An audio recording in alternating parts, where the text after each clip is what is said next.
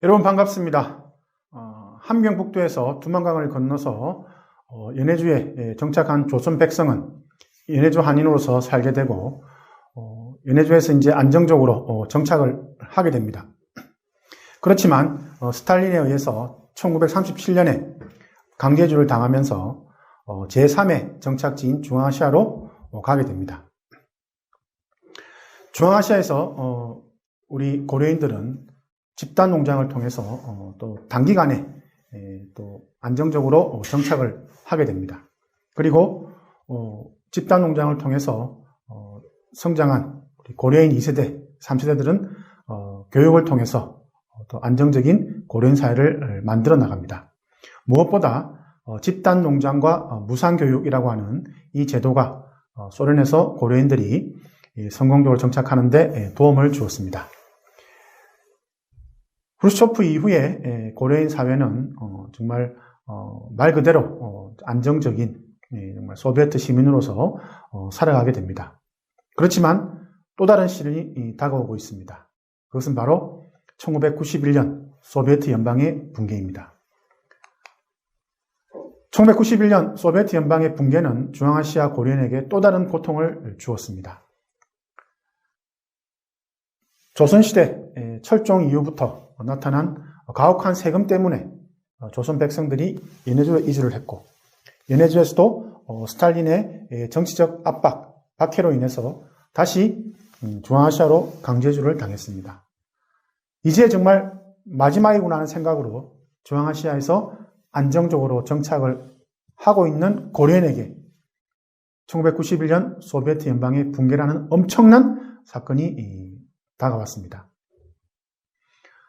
소비에트 연방의 붕괴라고 하는 것은 시장 경제 체제로의 전환을 의미합니다. 사회주의 공산주의 체제가 자본주의 시장 경제로 바뀌는 시대가 고려인한테 다가온 것입니다. 이러한 격변의 시대에 고려인 사회는 어떻게 다시 살아남으려고 했을까요? 지난 두 차례에 걸친 그러한 이주 과정보다 훨씬 더 힘든 그런 어려움이 고려인 사회에 다가오고 있습니다. 1991년 소비에트 붕괴 이전까지 중앙아시아 고려인들이 어떻게 살았는지를 알아보고 무엇보다 중요한 왜 소비에트 연방이 붕괴되었는가를 이해해 보도록 하겠습니다. 그리고 독립국으로 탄생한 카자흐스탄과 우즈베키스탄의 변화를 통해서 고려인 사회가 어떠한 또 새로운 고통을 직면하게 되었는지 알아보도록 하겠습니다. 자, 고려인 사회의 전성기에 대해서 먼저 말씀을 드리겠습니다. 중앙아시아에서 나타난 고려인 이주와 정착의 세대별 특징은 다음과 같이 정리할 수가 있습니다. 강제이주 1세대는 육체노동에 주로 종사를 합니다. 주로 집단 농장을 중심으로 해서 농업에 종사하게 됩니다. 그리고 이러한 그 집단 농장을 통해서 단기간에 정착 기반을 구축합니다. 그리고 무엇보다 중요한 것은 연해주에서 이주를 한 주된 세력이기 때문에 한민족이라고 하는 정체성을 계속 유지할 수가 있었습니다. 강제이주 당한 2세대는 고학력 과정을 이수합니다. 무상교육을 통해서 고려인들은 열심히, 다른 어떤 민족보다 열심히 이 교육에 집중하게 되고, 이러한 과정을 통해서 고학력 전문직 종사자들이 많이 나오게 됩니다. 2세대 역시 아주 어린 나이에 왔습니다만 부모님의 영향을 받아서 민족 정체성을 어느 정도 유지는 할 수 있었습니다. 그 다음에 3세대를 말씀드리겠습니다.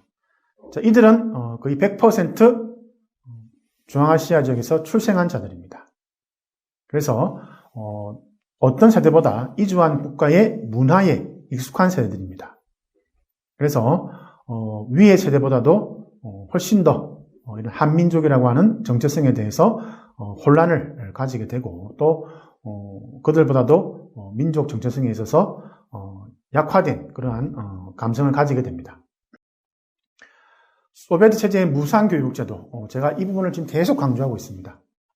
과연 이러한 소비에트 체제의 무상교육제도가 없었다고 하면 고려인 사회가 성공적으로 정착을 했을까라고 하는 의문을 나타낼 수도 있습니다. 그래서 무상교육 제도 덕분에 고려인 2세대, 3세대들이 열심히 공부를 해서 고학력, 다시 말하면 대학 이상까지를 졸업하게 됩니다. 이를 바탕으로 해서 고려인 2세대부터 법조인, 의사, 연구원, 교수, 교사 등의 직종에 다수 종사하게 됩니다. 저도 우즈베키스탄에 살고 있었을 때 고려인 의사들도 만났고 고려인 교수도 만났습니다. 그리고 고려인 검사, 고려인 변호사, 사실 이제 뭐 같은 민족이니까 이러한 그 어떤 어려움이 있을 때 사실은 다른 민족의 변호사나 의사보다는 정말 자연스럽게 고려인 출신의 의사 변호사들을 찾게 되었습니다. 그리고 그들에 대한 평판도 주위에서 상당히 좋았습니다. 이러한 과정을 통해서 고려인은 소비에트 연방의 당당한 시민으로 발전해 나갈 수가 있었습니다. 그래서 다른 어떤 민족보다 이러한 교육에 이제 집중한 그러한 결과가 이제 소비에트 시민으로서 당당하게 살아가는데 큰 바탕이 되었다라고 이해하시면 되겠습니다. 통계를 보면 1989년 우즈벡 소비에트 사회주의 공화국 민족별 교육 수준 이 통계가 있습니다.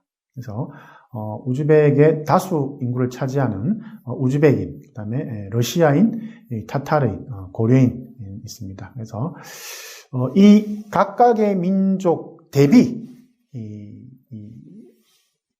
고학력 이수자들 통계를 냈더니 이 고려인이 이러한 높은 부분을 차지했습니다. 그래서 뭐 전체적으로 소련 전체적으로 볼 때에도 고려인들의 고학력 분포는 상당히 높다라고 말씀드리겠습니다. 카자흐스탄의 경우도 우즈베키스탄과 상황이 비슷했습니다. 예를 들면 카자흐스탄 고려인 과학기술협회가 있는데 2002년도에 발간한 카자흐스탄 과학기술 문화 분야의 고려인 인텔리에 대해서 다음과 같은 통계가 나옵니다. 그래서 고등교육을 받은 카자흐스탄 고려인 수는 해당국 평균 수준의 2배를 능가한다라고 나옵니다. 그래서 우리가 분명히 인정해야 되는 것은 결국 교육이 고려인의 성공적인 정착에 가장 중요한 부분을 차지했다라는 것입니다. 그래서 카자흐스탄을 방문했을 때에도 각계 분야의 어떤 전문직에 고려인들이 다수 포진하고 있음을 제가 확인했습니다. 그래서 이처럼 고려인의 높은 교육열과 소비에트 체제의 무상교육 제도가 결합하여 고려인 2세부터 고려인 사회는 다양한 전문가들을 다수 배출할 수가 있었습니다. 예를 들면은 모스크바 국립대학은 소련에서 가장 가기 힘든 대학입니다. 정말 인텔리들만 입학한다고 알려진 이 모스크바 국립대학에 예를 들어서 고려인이 입학을 했다. 그럼 정말 고려인 사회 전체가 큰 잔치를 합니다. 그리고 지금과 좀 비슷한 현상입니다만 우리 고려인 자녀가 예를 들어서 뭐 법대를 간다든지 의대를 간다든지 그런 이제 전문직으로 갈 수 있는 그런 학교에 입학을 하면은 또 집안에서 크게 잔치를 하고 자랑스러워합니다. 그래서 이러한 그 전통이 있었기 때문에 사실 고려인 사회 전체적인 어떤 분위기가 열심히 공부해야 된다라고 하는 그런 게 나타났습니다. 그래서 1991년 소비에트 연방이 붕괴되기 이전까지 중앙아시아 고려인 사회는 다른 어떤 민족들 부럽지 않은 안정된 삶을 만들 수가 있었습니다. 다시 말씀드리면 후르츠초프가 집권하고 난 이후부터 거의 한 40년 정도 고려인은 남부럽지 않았습니다.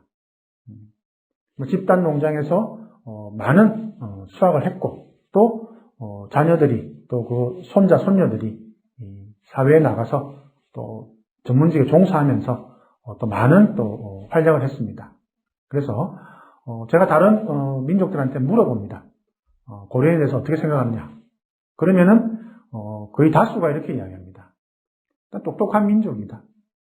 그 다음에 성실한 민족이다. 반드시 이러한 이야기를 합니다.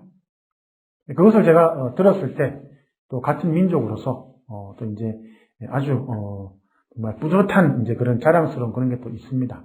그런데 문제는 이러한 행복이 얼마 가지 못했다는 겁니다. 정말 어느 누구도 예상하지 못했던 소비에트 연방이 붕괴되는 그러한 시점이 곧 다가오고 있었습니다. 이것은 곧 고려인의 역사에서 가장 힘든 시기로 남는 그런 사건이 되는 것이었습니다.